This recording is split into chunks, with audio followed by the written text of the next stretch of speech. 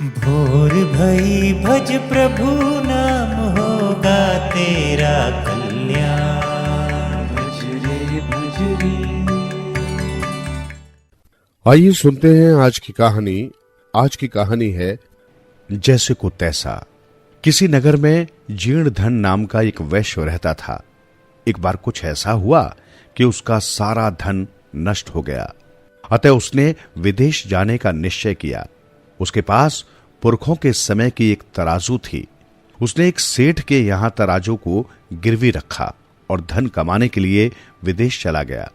वहां से लौटकर वो सीधे महाजन के पास जाकर बोला, लाला मेरा तराजू दे दो और अपने रुपए ले लो।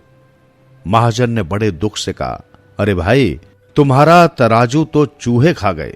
वैश्य बोला, कोई बात नहीं, मैं अभी स्नान के लिए जा रहा हूं, आप अपने सुपुत्र को मेरे साथ भेज दीजिए।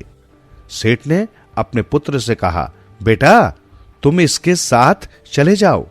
पिता की आज्ञा पाकर उसका पुत्र धनदेव उस वैश्य के साथ चल दिया।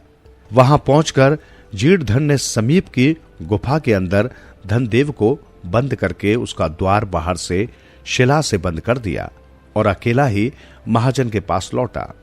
उसे अकेला आते देख महाजन ने पूछा, अरे तुम अकेले, मेरा पुत्र कहां है? वैश्य बोला, सेठ जी आपके बेटे को तो नदी किनारे से बाज उठाकर ले गया। ये सुनकर सेठ बोला, क्या बकते हो, बाज भी कहीं लड़के को उठा सकता है? वैश्य बोला, यदि लोहे की तराजू को चूहे खा सकते हैं तो लड़के को भी बाज उठाकर ले जा सकता है। इसी बात पर दोनों में काफी देर तक बहस होती रही। फिर दोनों न्यायालय पहुंचे। महाजन ने न्यायाधीश से कहा, महोदय इसने मेरा पुत्र चुरा लिया है। न्यायाधीश ने जब वणिक से पूछा तो उसने कहा, महोदय इसके पुत्र को तो बाज उठाकर ले गया। न्यायाधीश बोले, यह असंभव है। वैश्य बोला, श्रीमान जहां एक तराजू को चूहे खा सकते हैं तो क्या वहां महाजन के पुत्र को बाज नहीं ले जा सकता? ये सुनकर न्यायाधीश ने महाजन को जीर्णधन की तराजू वापस करने और जीर्णधन को महाजन का पुत्र वापस करने का आदेश दिया। उल्टा लटका राजा। सत्यव्रत अयोध्या के एक सुप्रसिद्ध सूर्यवंशी राजा थे। वे न्यायोचित तरीके से अपने राज्य पर शासन करते थे। जब वे वृद्ध हो गए तो उन्होंने अपने पुत्र हरिश्चंद्र को अगले शासक के रूप में सिंहासन पर बैठा दिया। सत्यव्रत की अगली इच्छा थी अपने नश्वर शरीर सहित स्वर्ग में जाना। इसलिए उन्होंने अपने गुरु ऋषि वशिष्ठ से सहायता करने का अनुरोध किया। वशिष्ठ ने उन्हें समझाने की कोशिश की कि उनकी इच्छा ना तो प्राकृतिक थी और न ही ऐसी थी जो देवताओं को स्वीकार्य होगी, किंतु सत्यव्रत अपनी बात पर अड़े रहे। वशिष्ठ ने उन्हें सलाह दी, हे राजन, इस जीवन में किए गए सभी अच्छे कर्मों के कारण आपका स्वर्ग में जाना निश्चित है, किंतु उससे पहले आपको अपने नश्वर शरीर को त्यागना होगा। ये प्रकृति का नियम है। अपनी बात पर अडिग सत्यव्रत ने महर्षि वशिष्ठ के सबसे बड़े पुत्र शक्ति पर सहायता के लिए दबाव डाला। यहां तक कि उन्हें बदले में धन का प्रलोभन भी दिया। शक्ति प्रलोभन के अशिष्ट संकेत से शुद्ध हो गए।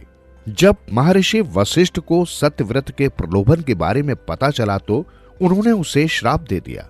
आपने 3 गंभीर पाप किए। आपने अपने गुरु की बात नहीं सुनी है।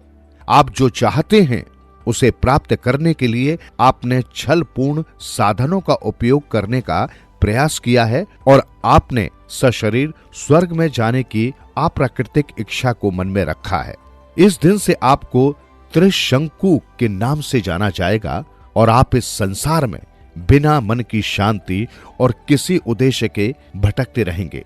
वनों और विभिन्न साम्राज्यों में घूमते हुए त्रिशंकु को प्रसिद्ध ऋषि विश्वामित्र मिले, जो स्वयं एक सूर्यवंशी थे। एक समय में विश्वामित्र राजा थे, किंतु उन्होंने सांसारिक मामलों के साथ सभी संबंधों को छोड़ दिया था और एक ऋषि का जीवन अपना लिया था। किंतु चूंकि उन्होंने अभी तक ईर्ष्या और क्रोध जैसे पापों पर विजय प्राप्त नहीं की थी, इसलिए उन्हें ज्ञान प्राप्त नहीं हुआ था। विश्वामित्र को वशिष्ठ पसंद नहीं थे। इसलिए जब उन्होंने त्रिशंकु के इस प्रकार निरुद्देश्य भटकने का कारण जाना तो उन्हें इसमें वशिष्ठ को नीचा दिखाने का अवसर नजर आया। वे सशरीर स्वर्ग में जाने की राजा की पुरानी इच्छा को पूरा करने के लिए सहमत हो गए। चिंता मत करो त्रिशंकु, उन्होंने कहा, मैं ये सुनिश्चित करने का दायित्व स्वयं पर लेता हूं कि तुम्हारी इच्छा पूरी हो जाए। कई ऋषियों ने विश्वामित्र से बात करके उन्हें समझाने की कोशिश की, किंतु ऋषि अडिग थे। उन्होंने संस्कार शुरू करने के लिए प्रार्थनाओं से प्राप्त अपनी शक्तियों का उपयोग किया। त्रिशंकु ने अनुभव किया कि उसका शरीर ऊपर उठ रहा है और आकाश की ओर बढ़ रहा है। वो उत्साहित हो गया। जब स्वर्ग के देवताओं ने इस असामान्य घटना को जाना तो वे ये देखने के लिए एकत्र हो गए कि क्या हो रहा था। एक देवता ने कहा, यदि हर ऋषि ऐसी इच्छा के लिए अपनी शक्ति का उपयोग करना शुरू कर देता है तो स्वर्ग मनुष्यों से भरा होगा और तब ये स्वर्ग नहीं रह जाएगा। देवताओं ने एकमत होकर निर्णय लिया कि कुछ किया जाना चाहिए। इंद्र आगे बढ़े और त्रिशंकु को धरती की ओर धकेलना शुरू कर दिया। विश्वामित्र ने त्रिशंकु के शरीर को सिर नीचे की ओर किए धरती पर उतरते हुए देखा और वे इंद्र के इस कृत्य पर क्रोधित हो गए। अब वे अपनी पूरी शक्ति का उपयोग करके शरीर को फिर से ऊपर धक्का देने लगे। इस निरंतर खींचातानी से त्रिशंकु दो क्षेत्रों के बीच में अटक गया और उसका सिर नीचे और पैर ऊपर की ओर हो गए, जिसके कारण वो कहीं भी जाने में असमर्थ हो गया। कोई मार्ग नजर न आने पर घटनाओं के इस मोड़ से चिंतित देवराज इंद्र ऋषि के पास गए और उन्हें समझाने का प्रयास करते हुए तर्क दिया। प्रिय ऋषिवर, आप जो कर रहे हैं वो सभी नश्वरों के लिए एक उदाहरण स्थापित कर देगा, जिसके परिणाम स्वरूप आकाश और पृथ्वी के नियमों के बीच संघर्ष उत्पन्न हो जाएगा। हम भविष्य में शांति चाहते हैं, युद्ध नहीं। हम प्राणियों को स्वर्ग में आने की अनुमति तब तक नहीं दे सकते जब तक उनका भौतिक रूप बना रहता है। बहुत कठिनाई से इंद्र विश्वामित्र को शांत करने में सफल हुए, जो अब तक दुविधा में थे। वे देवताओं की इच्छा को समझ गए, लेकिन वे त्रिशंकु को दिए वचन को नहीं तोड़ सकते थे। इसलिए विश्वामित्र ने त्रिशंकु के लिए एक नया स्वर्ग बनाया, जो स्वर्ग और पृथ्वी के दो क्षेत्रों के बीच खड़ा था। इस प्रकार त्रिशंकु स्वर्ग शब्द का निर्माण हुआ था, जो एक ऐसी स्थिति को दर्शाता है जिसमें एक व्यक्ति अपनी इच्छाओं और संपत्तियों के बीच जकड़ जाता है और ना तो यहां का रह जाता है न वहां का। जीवन सुधरेगा प्राणी